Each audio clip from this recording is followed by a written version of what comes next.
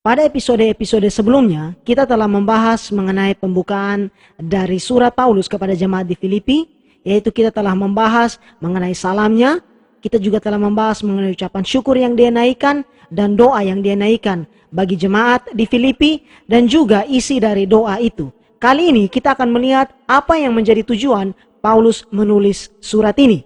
Ada beberapa hal yang akan kita perhatikan di sini, dan yang pertama kita lihat dari ayat yang ke-12 dan yang ke-13. Paulus menulis demikian: "Aku menghendaki saudara-saudara supaya kamu tahu bahwa apa yang terjadi atasku ini justru telah menyebabkan kemajuan Injil, sehingga telah jelas bagi seluruh istana dan semua orang lain bahwa aku dipenjarakan karena Kristus." Saat Paulus menulis surat ini, dia sedang berada di dalam penjara di Roma. Tetapi Paulus tidak melihat hal itu sebagai hal yang memalukan atau yang menghambat dia, tetapi justru melihat itu sebagai sebuah kesaksian bagi Kristus yang membuat Injil semakin tersebar. Penerapannya bagi kita bahwa bagaimana sikap kita terhadap kesaksian kita sebagai orang percaya.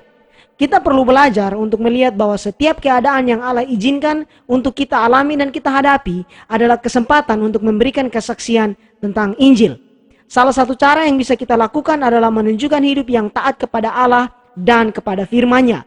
Mungkin akan ada tantangan, tetapi itu harusnya tidak mengendorkan semangat kita untuk menjadi saksi Kristus.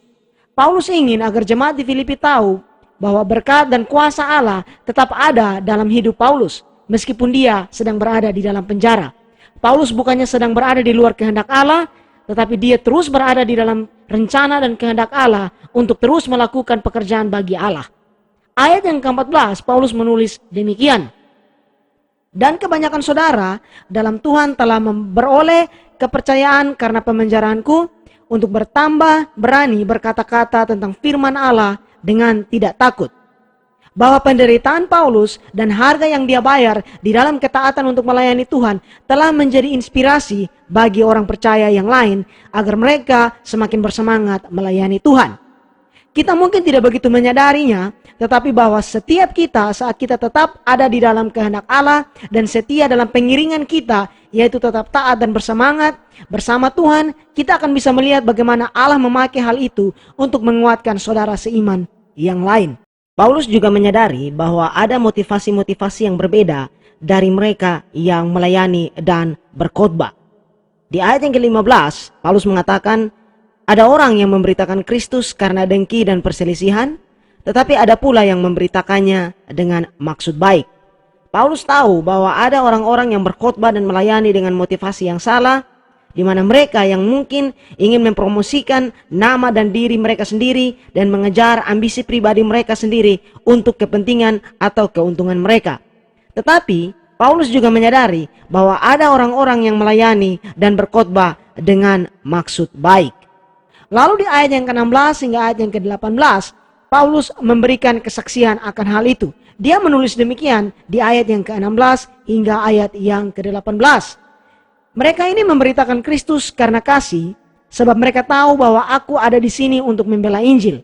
Tetapi yang lain karena kepentingan sendiri dan dengan maksud yang tidak ikhlas.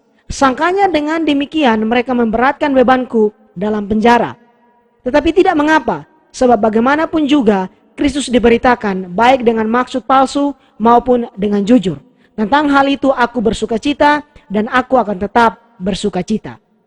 Pelayanan dan kehidupan Paulus bukannya tanpa tantangan, dan bahkan tantangan itu datang dari dalam kelompok orang Kristen itu sendiri.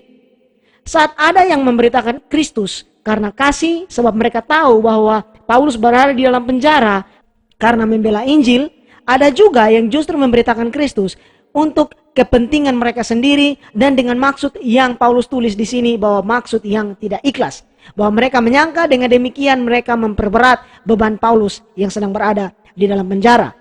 Mereka adalah orang-orang yang menentang pelayanan Paulus dengan berbagai alasan, bahkan mungkin karena mereka iri terhadap Paulus.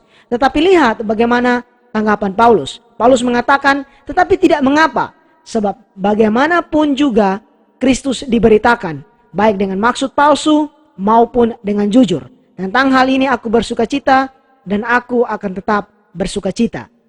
Paulus tidak peduli jika mereka memfitnah atau bahkan memandang rendah keadaannya sebagai orang yang terpenjara.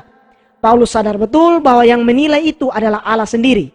Sehingga Paulus justru tidak berusaha untuk membela diri, melainkan dia melihat sisi positifnya, yaitu bahwa bagaimanapun juga Kristus diberitakan, baik dengan maksud palsu maupun dengan maksud jujur. Bahwa sikap Paulus ini seperti dia sedang berkata bahwa jika engkau memberitakan Injil yang benar, saya tidak peduli dengan apa yang menjadi motivasimu. Jika motivasimu buruk, Allah lah yang akan berurusan dengan engkau. Tetapi paling tidak Injil diberitakan.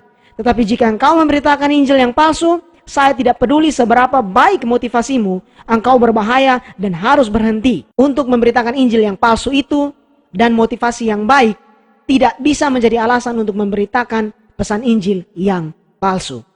Di sini kita belajar bahwa Paulus mengerti tujuan utama dalam kehidupan dan panggilan pelayanannya adalah mempermuliakan Kristus dan fokus kepada panggilan yang Allah taruh di dalam hidupnya.